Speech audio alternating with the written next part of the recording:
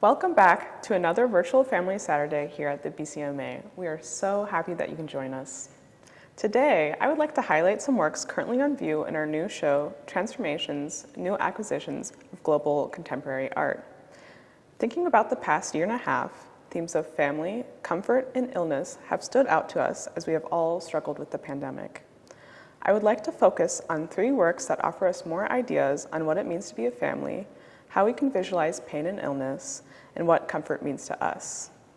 In the end, we will do an activity together where I ask you to imagine and paint representations of 2 emotions that we all feel at some point during our lives. Parents, please feel free to pause the video after I ask any questions. I hope you all enjoy, and let's get started. Okay, the first piece I'd like to highlight is from the artist Catherine Bradford, and it is a big painting titled Fear of Darkness. First, what do you see in Catherine's painting? You might immediately notice the contrast of their dark blue and purple tones with the bright colors on the canvas. Or your eye might wander to the 3 figures in a sitting position that appear as the focal point of the painting. While you can recognize that these figures are humans, they do not have a lot of detail, are not proportional, appear in bright, unrealistic colors, and generally don't look like how people do in real life. What do you notice about their form, about their size, and about their shape? So you might be thinking, what is Catherine trying to tell us with her painting Fear of Dark? This piece is part of a series of paintings Bradford made called Lap Sitters while she was staying in Brunswick last summer. During this time, as we all know, the COVID pandemic was well underway, and Bradford was thinking a lot about her relationships with her children as their mother. As you can see here, the 3 figures in this painting are very close, like a family. However, something looks different from usual. Instead of the biggest parental figure being the lap that the smaller children figures sit on, the smallest child appears as the chair firmly planted into the ground for the older family members to rest on. You might find this strange and think to yourself, isn't my parent the one who cares for me, who feeds me, who supports me the most and is obviously bigger than me? So wouldn't I be sitting on their lap? By switching the caring role that parents would typically have for their children, Bradford comments on the ways that children offer support to their parents, especially during the pandemic, where families and communities have not been able to meet in the ways that they've used to, and many are suffering from illness or isolation. Children offer support in ways that they never have before. Can you think of some ways that your parents support you and some ways that you support them? This leads me to my final point about the piece. The title Fear of Dark can be understood as a reference to the childhood fear of the dark that some of you might currently have. But it could also be a reference to a fear of not knowing what the future will look like that many adults have. Especially in this past year, where we have all been challenged with issues of race, climate change, and the pandemic, the future feels quite uncertain, and that is very scary for adults and children alike. In this way, we can connect the title to the supportive roles that children in this painting take as beacons for the future.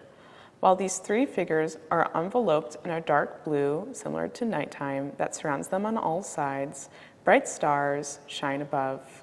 Perhaps these stars represent hope for a brighter future that you, as part of the youngest generation, will lead. The next piece I'd like to highlight is by the artist Berlin de Broeker, who is a Belgian artist known for her sculpture. As you can see here, it appears as a big cube or block made out of different beige and brown materials that appear in a geometric pattern.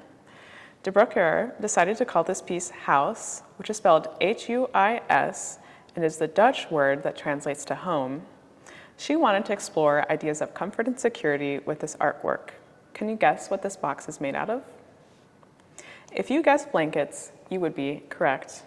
De Broeker is well known for creating art using blankets, often ones that were already used or secondhand. Huis was inspired by images of refugees of the Rwandan Civil War running away from a dangerous situation. Many of these refugees carried blankets and were shown in the news and media. And Broeker saw these objects as symbols of protection and warmth, but also vulnerability and fear. Think about what you use a blanket for. We all use them to go to sleep at night, and they're warm, soft, and most of all, comforting. We can also use them to hide from people, and they can be a place of shelter. Have you ever played hide-and-go-seek with your parents and hidden underneath a blanket?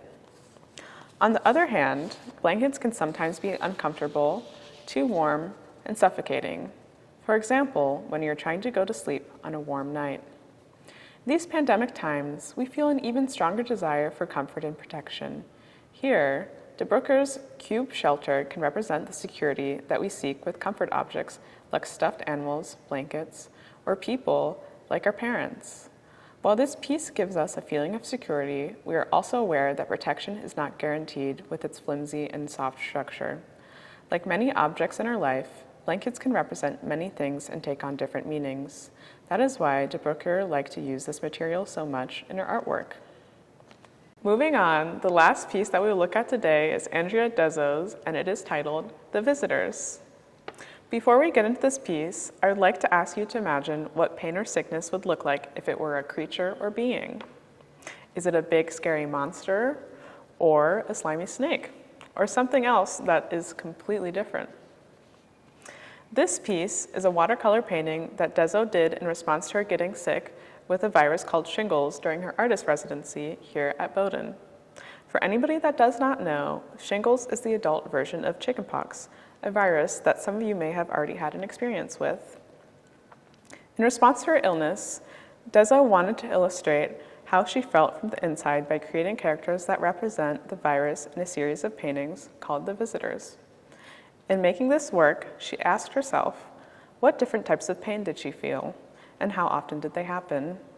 She then created detailed characters based on what these feelings felt like and how often they happened. In this specific piece here, we see a grouping of colorful flat characters that take many different shapes and have different expressions. While the orange figure on the left seems like a kind and friendly being, appearing to raise its hand in a greeting, the other characters that face it appear a little scary. In this work, Deso wanted to create an alter ego for a pain that appears on the right. So, we can now understand the orange character on the left as the body of the artist that does not have the virus, and the figures on the right as representation of the pain that shingles bring. And by creating another being that represented all the pain she was experiencing due to her illness, Deso imagined herself as separate from the bad feelings that she had. In this way, she was able to cope with her pain better. Not unlike Catherine Bradford's piece, Fear of Dark, that we just looked at together, Deso's work was a way to understand what was unknown to her. Whether it's a childhood fear of darkness, or an adult fear of the future, or the unknown dangers of a virus, art is a way to process strong emotions and feelings in our lives. In this way, we can accept the things in our lives and deal with them better once we become to know them through art. For today's activity, I would like to invite you all to think about how you would personify the feelings of comfort and pain through art, similar to how Andrea Deso does in her work that we just looked at together. I'd like you to think back to a time where you may have scraped your knee or come down with a bad cold, or any other moments where you were feeling hurt or sick. Do you remember what that discomfort or pain feels like? We would also like you to think about objects, experiences, or people that bring you comfort in your life. Is it your favorite stuffed animal, a blanket, maybe your parents or friends? Can you try to explain what comfort feels like? If you were to draw this feeling as a being or character, what color would it be? In art, colors are often associated with different feelings. For example, red is often said to be an angry color, and yellow is often said to be a happy color. Would it have eyes, a mouth, or nose? How big would it be? Do you want your character to look like a human or something completely different? Discuss with your family members about what you want your character to look like before you start drawing it. After thinking about it with your family, go ahead and start painting the being that you have imagined. So, just to show you guys some examples, I created a pain character and a comfort character. For the pain or illness character, I thought about a color that I associate with getting sick, and that's green for me, so I made the character green. For the comfort character, I thought about a color that brings me comfort, and I came up with this pink color. And so this character is pink. After completing this activity, we would love for you to consider with your parents or other family members what you now might understand about feelings of pain and comfort that you didn't before you created your paintings. Thank you so much for joining us at this virtual Family Saturday. We're so excited for you to join us again.